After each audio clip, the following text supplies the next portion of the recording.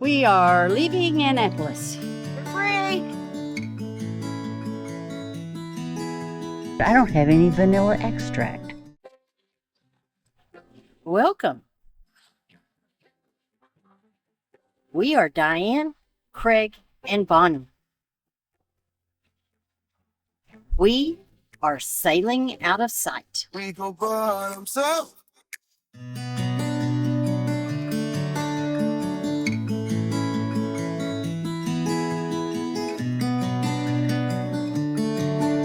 Place! We're free! Right in front of us. You got plenty of room.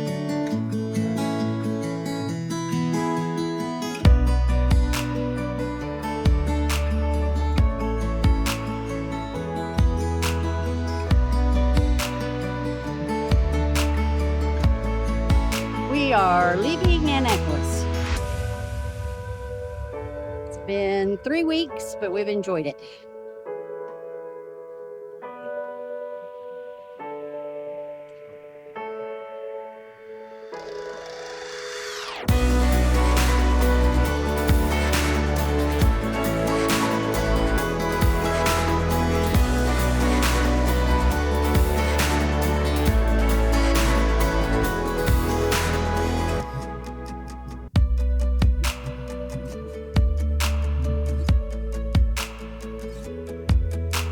We are leaving Annapolis. 3 weeks and a whole bunch of boat projects completed. For me, it was really a good experience. I don't know if it was a good time necessarily because of the boat projects, but it was a good experience being there. The little downtown area is really cute. We did get to walk around some. Got some ice cream. Annapolis has a really nice old town, downtown area. Lots of shops, restaurants, ice cream, cookies. We found a really good cookie shop, and we went there quite a few times. We'll have to post. I don't remember the name of it even now. Kilmer's was the fudge and caramel apple play. Yeah, that's It's where just when I $2 went down. and bought them, I got them there because I remember seeing all the caramel apples. Your phone's ringing. I guess I'll go.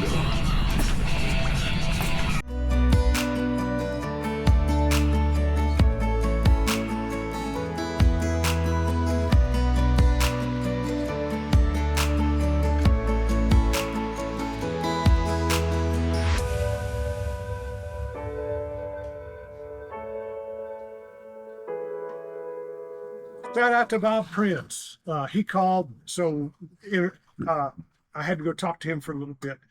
Yeah, so we're making a quick trip today, 15 miles from Annapolis to a place called Gibson Island. Dobbins Island. There's 2 islands. Okay, The big one is Gibson's, and the little one, which is the little one, is private. They're both private. Dobbins Island, Maryland, and Gibson's Island, Maryland. But it's 15 miles there. Right now, we've got 7-8 knots of wind on the beam. so we should be there this time tomorrow. Slow down, not so fast. Starting to work our way on up the Chesapeake to take the C&D Canal across to the Delaware Bay. But the routes that we planned out, I have tried to keep our day hops around the 20-mile range, and that will slow us down. And if we go fast, we'll always have the option of doing 40 miles. But we've got anchorages planned out so we know where we're going, and we can make the call during the day whether to stop here or go on to the next anchorage. One thing I will say about Annapolis is it's someplace you don't want to miss. It's cool enough that if you're in the area, you should definitely stop in for a day or two. Last night, we had some excitement. Oh yeah, last night we had some excitement. I'll let you tell the story. So dark outside, can't see a thing. We're at the mooring ball. And all of a sudden there's gasoline fumes just permeating the air. I mean, you could almost taste it. It's down inside the boat, it's outside. It's like, where is all this coming from? So I'm going to add something. I don't smell well. It was overwhelming fumes from petroleum products. I think the whole thing stinks. It smells bad. yeah, it, like instant headache and everything. And we're doing our due diligence, making sure it's not diesel, looking in the engine room, looking in the bilge, checking everything. Everything's fine. But the wind was coming from the south, so it was coming through the windshield because we were nose south on the mooring wall. And directly across from us is the gas pumps at the Annapolis yacht basin. So we're convinced something's going on over there. So Craig calls the police department and they connect us to the fire department. The fire department comes out. We see them with their flashlights. They're looking around. We still don't know what's going on, but it's just fumes terrible. Well, as the night goes on, finally at the end of the evening, Craig gets a phone call from the Coast Guard asking if we saw any kind of sheen on the water, which with it being dark, we could have seen it anyway. The Coast Guard told me that they had identified the source. They didn't elaborate. They said they had identified the source and corrected it, but they wanted to know if I had seen any sheen on the water, and if so, did I have any photographs of the sheen? And of course, it was pitch black outside. We looked for a sheen, but I don't know how you see a sheen on dark water. Yeah, because the water there at Spall Creek is pretty gross.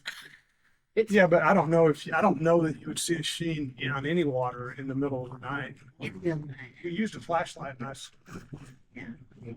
the water looked very dirty, but I didn't see a sheen. Yeah. So anyway, but once the Coast Guard called, after a little while, then the breeze was nice, fresh air. We didn't smell the gasoline anymore. But for a couple of hours, it was like, I hope nobody lights a cigarette and throws it off their boat because we're going to all go poof. There was so much fumes. Okay. And I'm exaggerating. Let's go ahead and change course while we're done here. Get ready to let your boom out.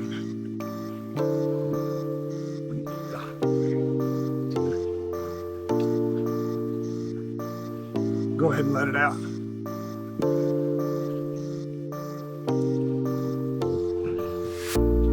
I can walk that out quite a bit. Heading hold there. We're going to try to keep the wind at about 130 degrees off of our starboard, aft starboard.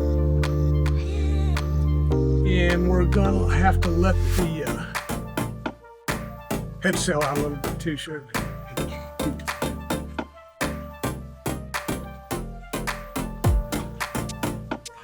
That's probably all you're going to get.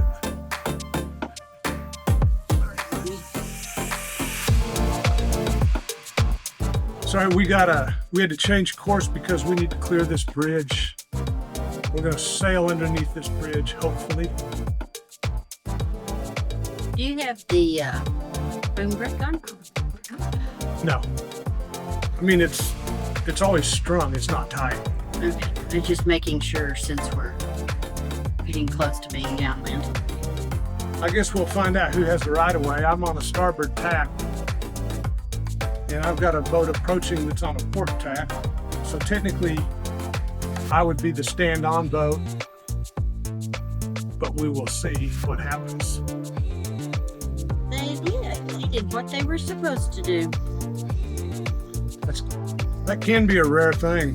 Just find people actually following what they call the rules of the road. Oh, they turned around. We got a bunch of people on there. Yeah, they're not going anywhere. They're just sailing. So something that happened in the Spa Creek there at Annapolis was the growth that we saw on the dinghy was crazy. And I'm sure the bottom Out of sight is the same way. But yeah, that water is I don't know what you call it, biologically active. And then it just grows and grows and grows until it follows you wherever you are. That water is polluted. Tell me where are you now? Are you walking in your sleep? 'Cause this is like a dream, and you're standing next to me. But it's too dark, too dark, too dark. I can barely see your face.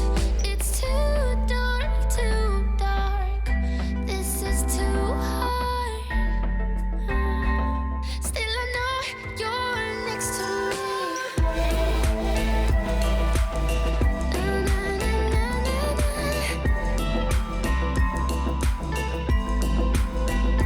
But it's too dark, too dark, too dark. Still I know you're next to me. We're playing hide and seek, and you got secrets you're keeping, yeah. What's on your mind, baby? I'll be your guide even if it's too dark, too dark, too dark. Good morning. Today we are anchored in Skipper's Row Bay off the Magathi River. It is next to Gibson Island. We're here for a couple of days for a couple of reasons. As you can see, the weather is a little overcast. It's been raining. Winds have been a little brisk. Hurricane Erin is still churning out in the Atlantic.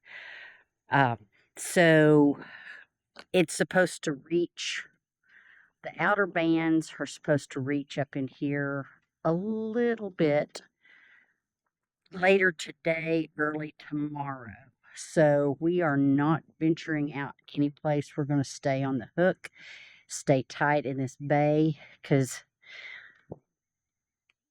as you can see, it's a pretty small little bay. We're the only ones here right now.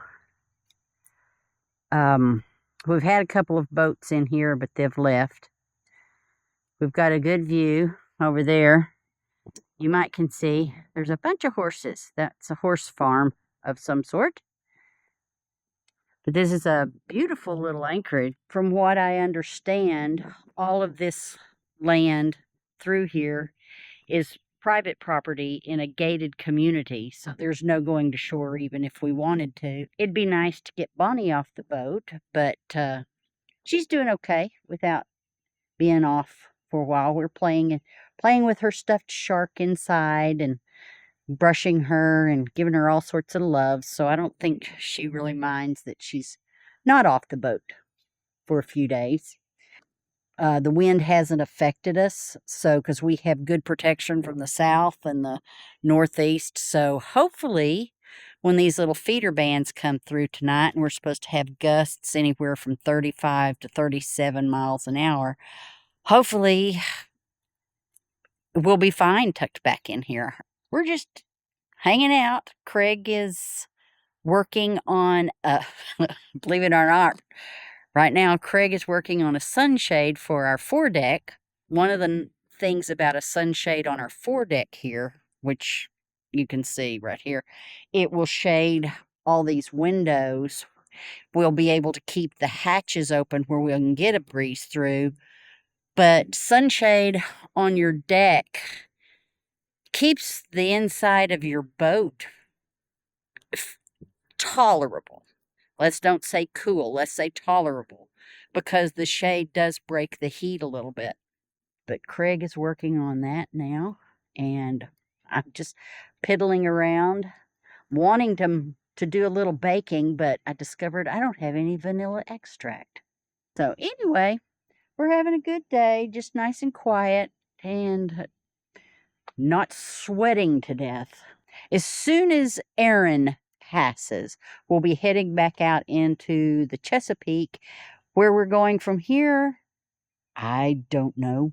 Craig tells me all the time. I listen, but our plans change so much that I don't comprehend until the last minute when we're actually heading out. And he says, this is where we're going. That's when I say, okay. Follow us on YouTube, Instagram, and Facebook. Don't forget to subscribe, give us a thumbs up, and ring the little bell. Bottoms up. Thanks for watching. Shaking through my car, left me in the cold. Chained to what I know, drifter on the road, take it where I go. But I won't let the stormy seas throw me in open water. Let me have my peace and leave me till tomorrow. Wind into myself, away from things I let go, floating on the